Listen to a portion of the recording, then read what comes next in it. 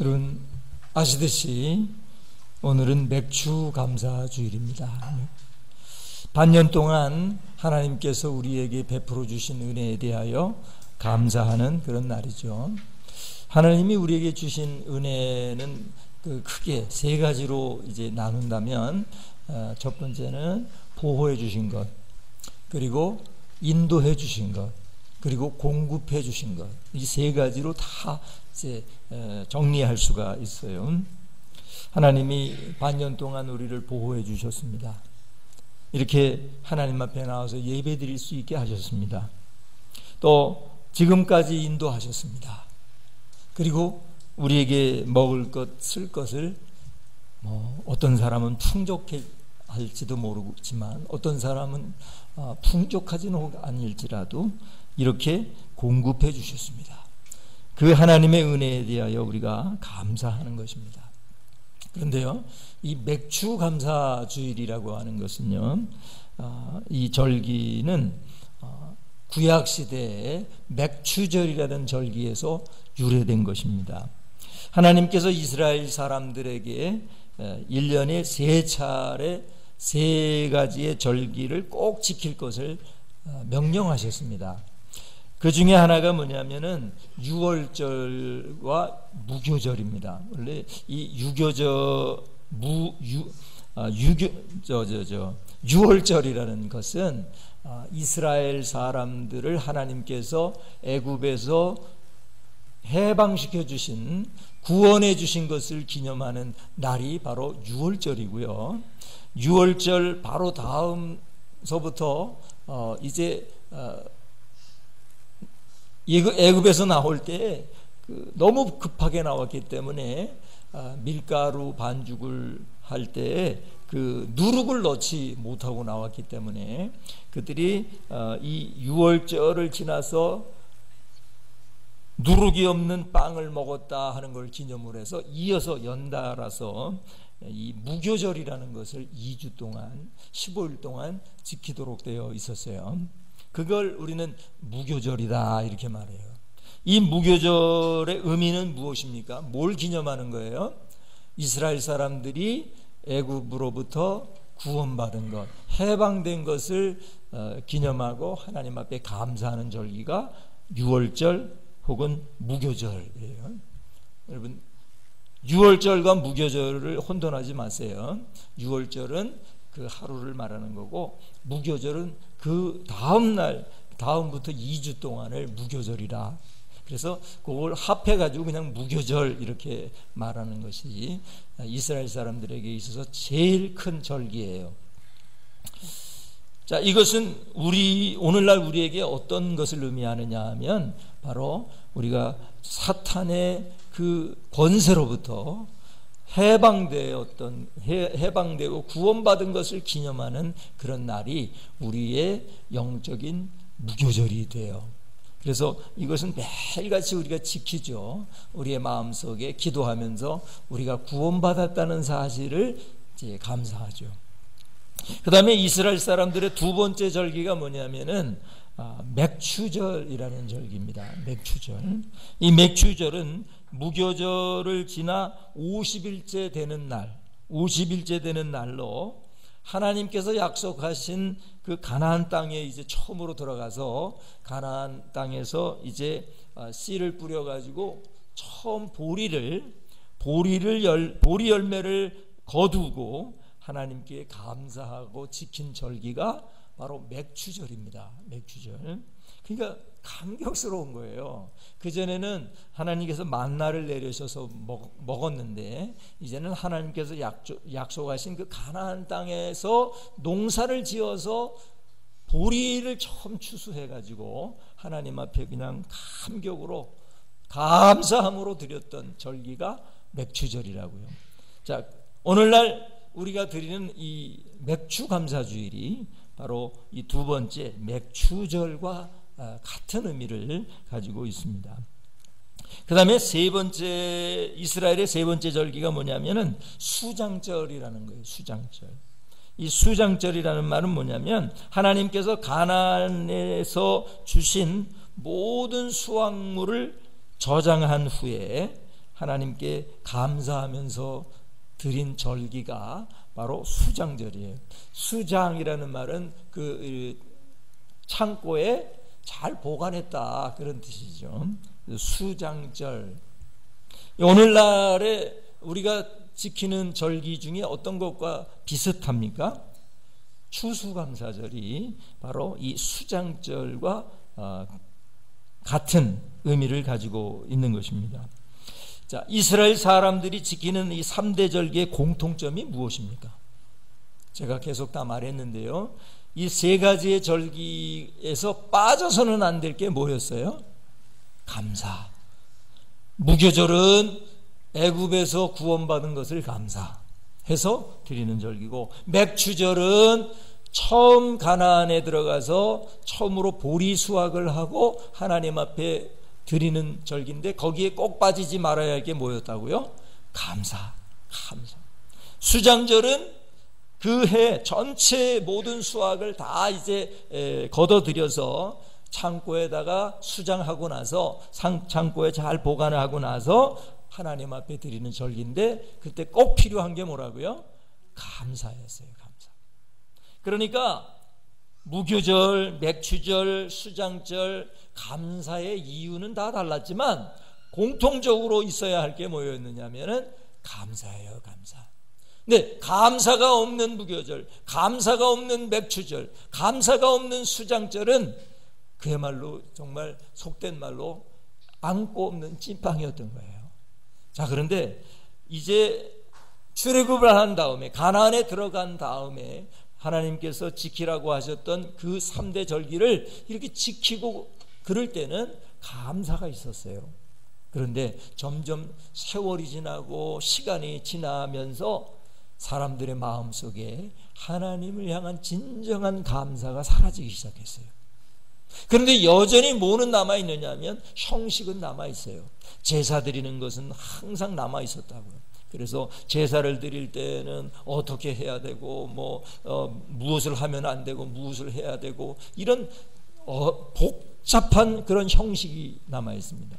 요즘은 좀 덜합니다만은 제가 이제 우리 교우 중에 가족이나 어떤 분이 이제 세상을 떠나시게 되면은 장례식을 이제 집전을 하게 되는데요. 맨 마지막 하관할 때 보면은요, 그분의 그 친척이나 고향 분들이 예수를 잘 믿는 분이면은 그런 일이 없는데, 예수를 잘 믿지 않는 그 토속적인 그런 분들이면요, 그 중에 꼭 한 분이 나타나요. 꼭 한 분이 나타나가지고 이거 시간을 맞춰야 된다. 이 관을 내릴 때에 무슨 방향을 맞춰야 된다. 별창간을 다 해요, 그 사람이. 근데 사실 그게 뭐가 그렇게 중요합니까? 사실 진짜 중요한 것은 생명 아닙니까? 그가 정말 하나님의 나라에 갈 수 있는 영생을 가졌던 사람이냐, 아니면 하나님의 나라에 갈 수 없는 그런 영생을 소유하지 못한 사람이냐, 이런 것이 중요한 것이지 생명이 중요한 것이지 그런 형식이 뭐가 중요합니까? 그런데 이스라엘 사람들은 그랬단 말이에요. 당분간은 참 감사하는 그런 제사를 드렸는데요, 시간이 지나면서 제사는 남아있는데 감사는 없었어요. 이것이 이스라엘 사람들의 문제였단 말이에요. 감사가 빠지면 그 제사는 큰 의미가 없는 그런 제사가 되어버린다는 것입니다. 여러분, 우리가 감사라고 했을 때 똑같은 환경이나 조건에서 어떤 사람은 감사하고 긍정적인 생각을 합니다. 어떤 사람은 똑같은 환경과 조건인데 불평하고 원망합니다. 토마스 칼라일은 이렇게 말했습니다. 길을 가다가 돌이 나타나면 약자는 그것을 걸림돌이라고 말한다. 그러나 강자는 그것을 디딤돌이라고 말한다 하고 말했어요. 길을 가다가 큰 돌이 나타났어요. 누가 이 돌을 갖다 놨어?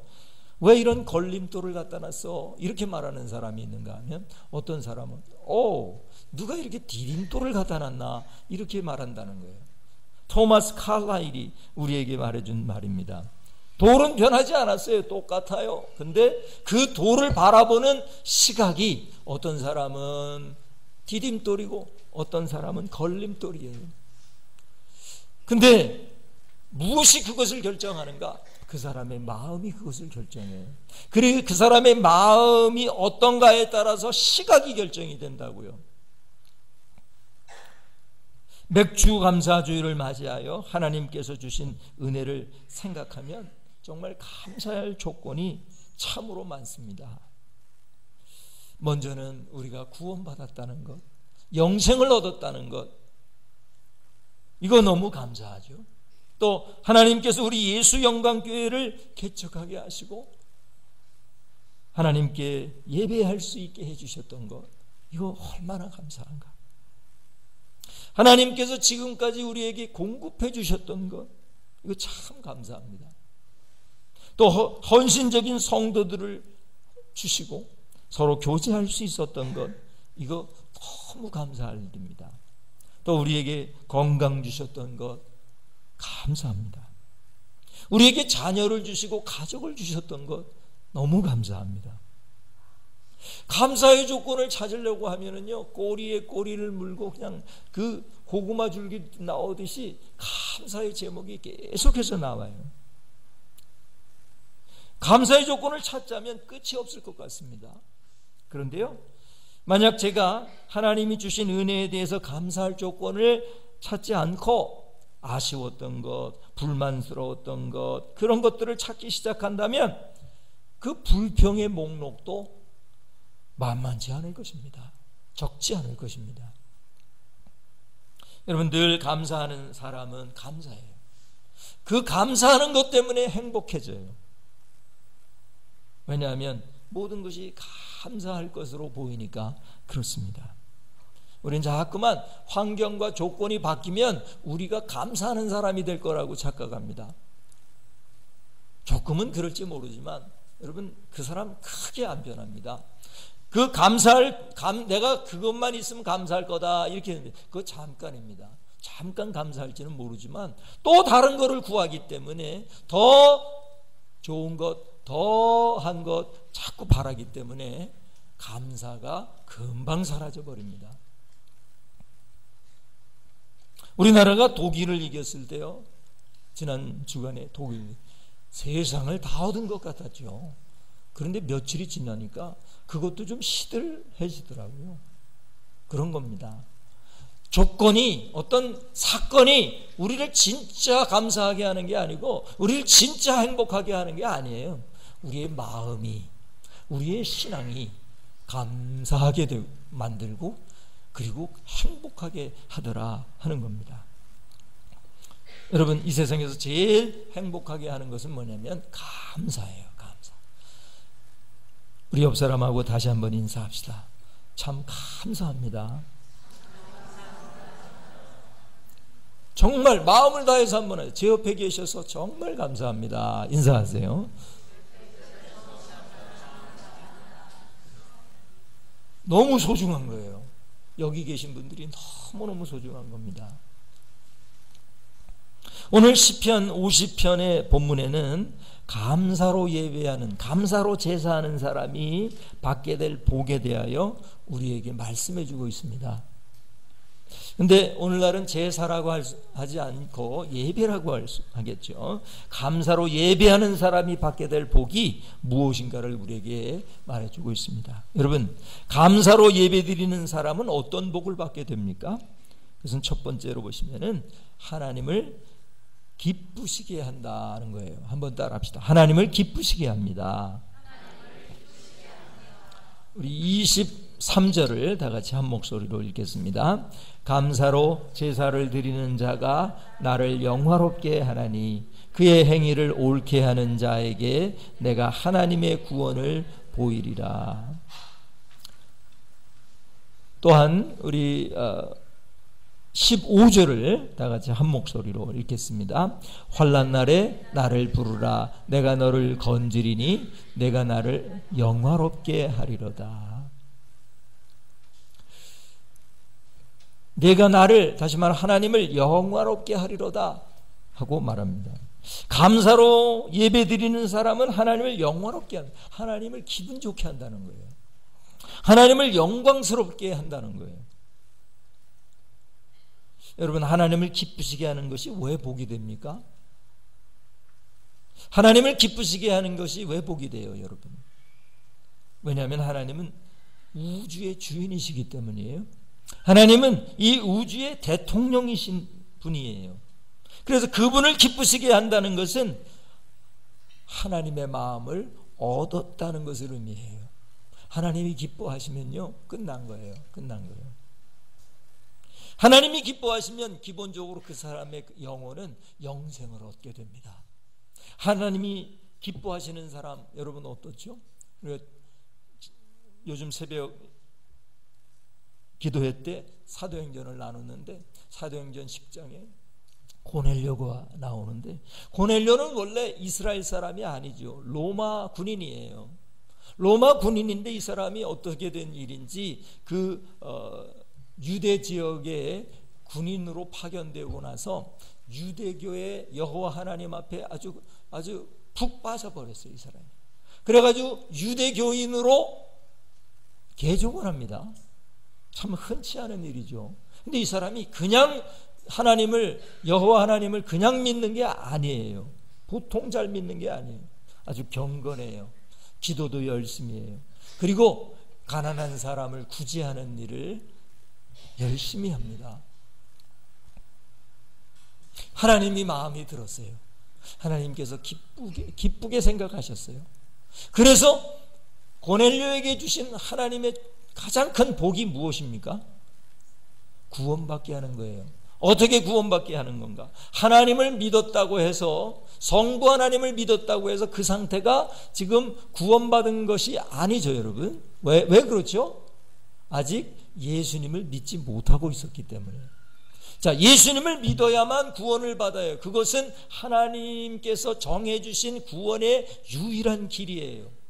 그래서 하나님은 고넬료를 기쁘게 생각하시기 때문에 그를 구원하시기 위해서 하나님이 하신 일들이 뭡니까?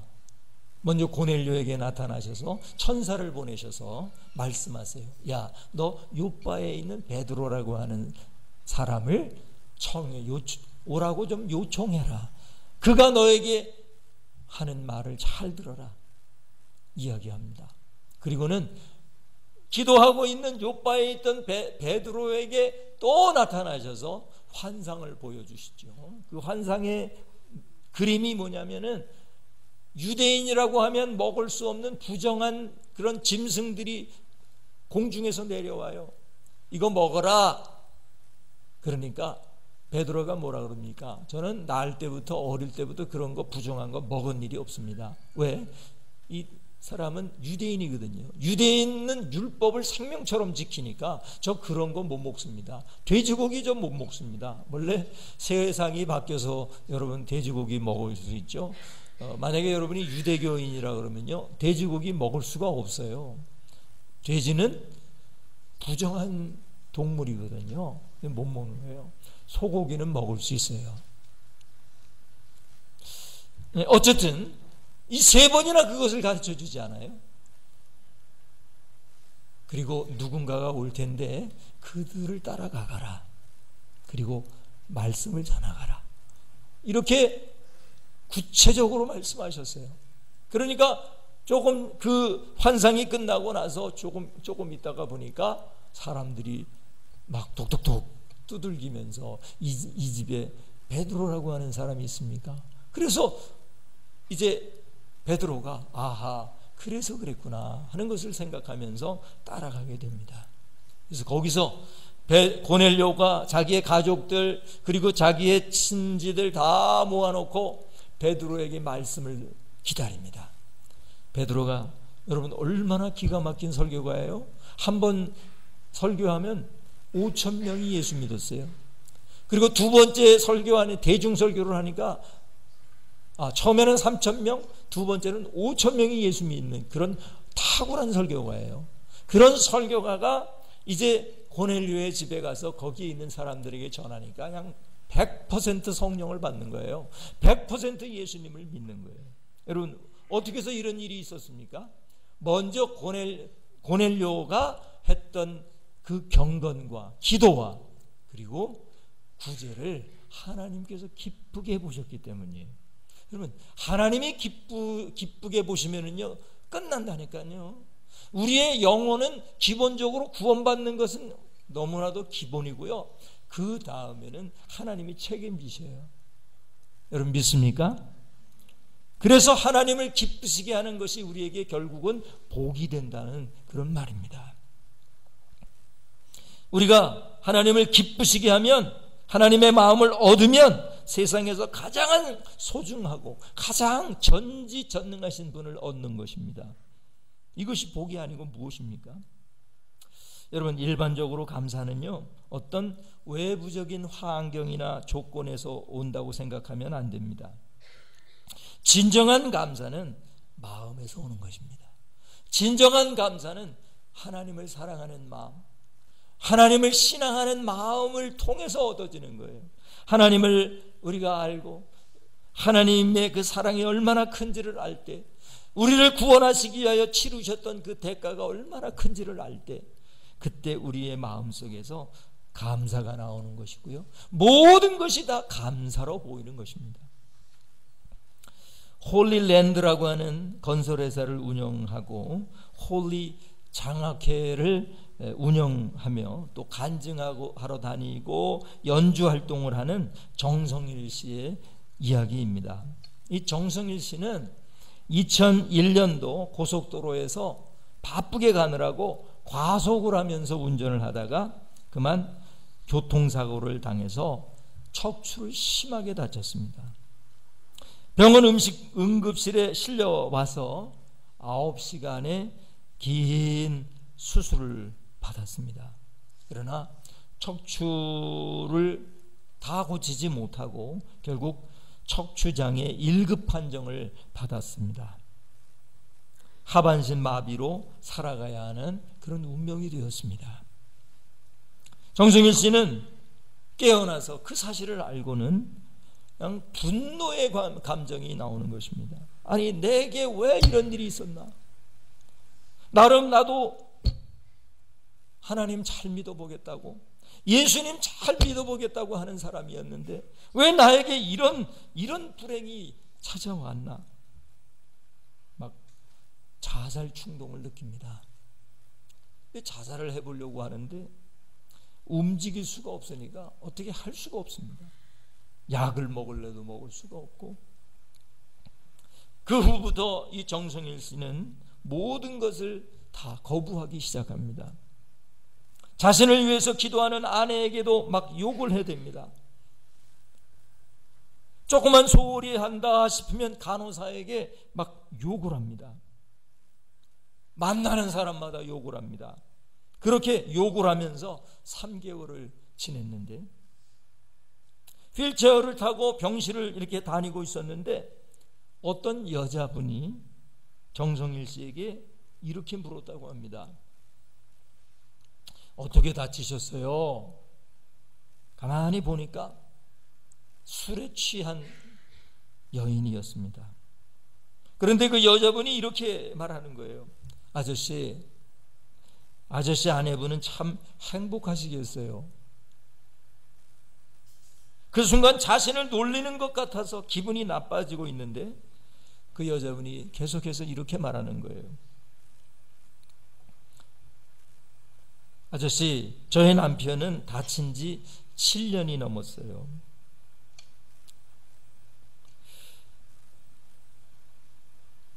그러면서 엉엉 울기 시작합니다. 아니, 이 아줌마가 술주정을 하시나 이렇게 생각을 하는데 자신의 남편의 이야기를 하는데요, 7년 4개월 전에 경운기를 타고 무거운 짐을 싣고 가다가 그만 줄이 풀어지는 바람에 그 무거운 짐이 자기 남편의 위에 덮치는 바람에 목뼈가 부러졌다는 거예요. 그래서 그 결과로 전신 마비가 되었다는 거예요. 여러분, 목뼈 조심해야 돼요. 목뼈가 잘못 부러지면 그 목뼈로 모든 우리 몸을 제어하는 신경다발이 내려가니까 그 신경이 끊어지면 전신마비가 오는 거예요. 척추를 다치게 되면 척추 이하로 내려가는 모든 그 신경줄이 있기 때문에 척추를 다치면 위는 좀 움직이는데 아래가 하반신 마비가 오는 거예요. 그런데 이 아주머니의 남편은 목뼈가 부러지는 바람에 그 신경다발이 끊어져서 온몸이 마비가 온 거예요. 그러니까 이 목 위는 좀 괜찮은데 목 밑에는 다 전신 마비가 되어버렸다는 거예요. 남편의 치료와 뒷바라지를 위해서 집을 팔고 땅을 다 팔았대요. 근데 이제는 아이들의 교육비도 줄 수 없게 되었다는 거예요. 그리고 자기 남편은 방광을 뚫고 항상 소변통을 받쳐놓고 살아야 한다는 거예요. 그래서 이 여자분은 정수기 영업을 하는데 2시간마다 한 번씩 병원에 와서 자기 남편의 소변통을 비우고 가야 한다는 거예요. 그리고 남편이 움직일 수가 없기 때문에 욕창이 생기지 않게 하기 위해서 자세를 바꿔줘야 한다는 거예요. 그러니 일을 제대로 할 수가 없고 아이들의 교육비를 줄 수도 없고 이런 탁한 사정이 있었던 거예요. 그 여자분은 이렇게 말합니다. 시커멓게 타버린 내 속을 누가 알겠습니까? 이젠 정말 지칠 대로 지쳤어요. 모든 게 다 싫고 죽고만 싶습니다. 그때 이 정성일 씨는 뒤통수를 얻어맞은 것 같은 충격을 받았습니다. 나를 이렇게 하반신 마비가 된 나를 부러워하는 사람이 있다니. 정성일 씨는 그때 번뜩 생각이 났어요. 집에서 가져온 전자올겐을 연주하기 시작했습니다. 그때 연주한 곡이 그리고 함께 노래 부른 찬송이 저 장미꽃 위에 이슬. 아직 맺혀있는 그때 귀에 은은히 소리 들리니 주 음성 분명하다. 주가 나와 동행을 하면서 나를 친구 삼으셨네. 우리 서로 받은 그 기쁨을 알 사람이 없도다. 우리가 불렀던 442장 이것을 전자올겐을 연주하면서 노래를 찬송을 하게 되었습니다. 그런데 마침 그 아주머니도 그 찬송을 알고 있었어요. 그래서 두 사람은 그 찬송을 함께 부르면서 서로 한없이 울기 시작했어요. 정성일 씨는 자신이 세상에서 가장 불행한 사람인 줄 알았는데 자신을 부러워하는 사람이 있다는 사실 앞에 부끄러웠어요. 그리고 병원에 들어온 이후 처음으로 하나님을 찾기 시작했습니다. 하나님께 기도하기 시작했습니다. 그 순간 그동안 자신을 덮고 있었던 어두움, 자신을 덮고 있었던 그 서러움, 자신을 덮고 있었던 그 원망, 자신을 덮고 있었던 삶에 대한 두려움, 고독감, 절망감 이런 것들이 푹푹푹 사라지기 시작합니다. 그리고는 자신이 아직도 가지고 있는 것에 대한 감사가 터져나오기 시작합니다.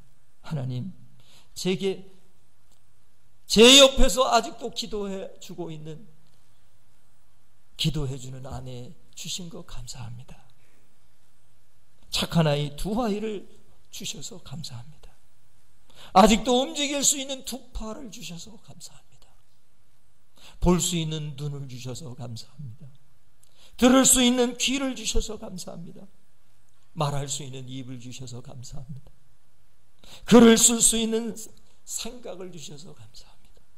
기타를 칠 수 있다는 사실 감사합니다. 그 감사를 해대기 시작하는데요, 그날 밤 이 정성일 씨는 감사의 조건을 헤아리느라고 밤을 지새웠습니다.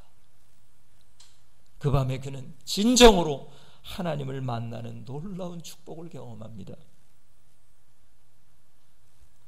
하나님을 진정으로 기쁘시게 하는 밤이었습니다. 그 이후에 하나님께서 그와 함께 하시고 그를 통하여 역사하시기 시작하는데 그가 다시 한번 일어나세요. 물론 서지는 못했지만 그의 마음이 다시 한번 일어나서 사업도 하게 되고 수많은 사람들에게 구제를 하고 장학금을 주기도 하고 교회마다 다니면서 혹은 공동체 같은 그런 데에 다니면서 간증을 하고 강의를 하면서 자기처럼 절망에 빠져 있었던 사람들을 다시 한번 감사할 수 있는 사람으로 그렇게 만드는 참 위대한 사람이 되었다는 것입니다. 여러분, 하나님을 기쁘시게 하는 것, 이게 얼마나 큰 축복인지 몰라요. 감사가 바로 하나님을 기쁘시게 하는 거고요. 하나님을 기쁘시게 하면 하나님은 우리에게 더 놀라운 것들을 허락해 주실 줄로 믿습니다. 할렐루야. 또한 두 번째로 감사로 예배드리는 사람은 어떤 복을 받게 됩니까? 그것은 환난에서 하나님의 구원을 얻게 된다는 거예요. 한번 따라합시다. 환난에서 하나님의 구원을 얻게 됩니다. 우리 15절을 다 같이 다시 한번 읽겠습니다. 환난 날에 나를 부르라. 내가 너를 건지리니 내가 나를 영화롭게 하리로다. 내가 너를 건지리니 하고 말씀하고요. 23절 마지막 부분에도 보시면은 내가 하나님의 구원을 보이리라 하고 말씀하시지 않아요?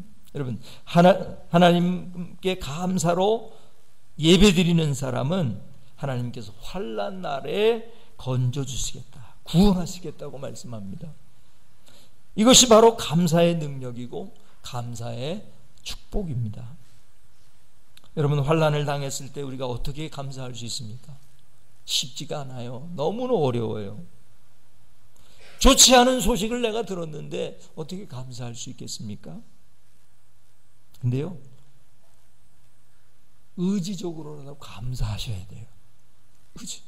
나는 아직 그 이유를 몰라요. 왜 그 나쁜 소식이 왔는지 나는 몰라요. 그러나 여러분, 의지적으로도 감사하세요. 하나님, 내가 원치 않는 이 일 감사합니다. 이것이 오히려 전화위복이 될 줄로 믿습니다. 감사해 보세요.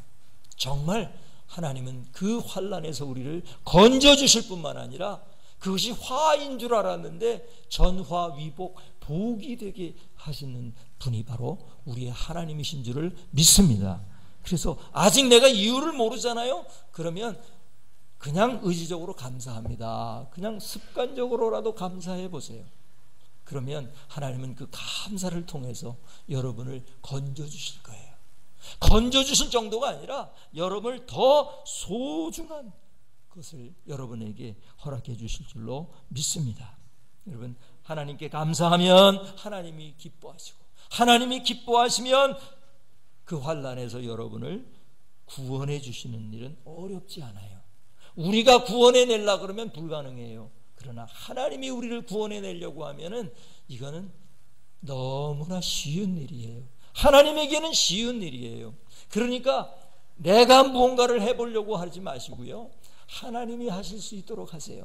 하나님이 하실 수 있도록 하는 가장 귀한 방법은, 비결은 뭐라고요? 감사라니까요. 감사. 하나님 앞에 감사하면 하나님이 우리를 구원해 주세요. 그런데 우리가 똑똑하다, 우리가 능력이 많다 이래가지고 우리 스스로 뭔가를 해보려고 하면요, 처음엔 좀 되는 것 같은데 결국은 안 돼요. 착각하지 마세요. 하나님이 하셔야 돼요. 하나님이 하셔야 진정한 구원이 이루어지는 거예요. 하나님이 하실 수 있도록 하려면 다른 거 없어요. 감사로 예배드리세요. 감사로 예배드리는 사람들이 다 되셔서 하나님의 복을 누릴 수 있게 되기를 주님의 이름으로 축원합니다. 기도하시겠습니다. 오 하나님, 감사합니다. 오늘도 우리에게 이 말씀 허락해 주셔서 감사로 예배드리는 일이 얼마나 중요한 것인지 다시 한번 가르쳐 주심을 감사합니다.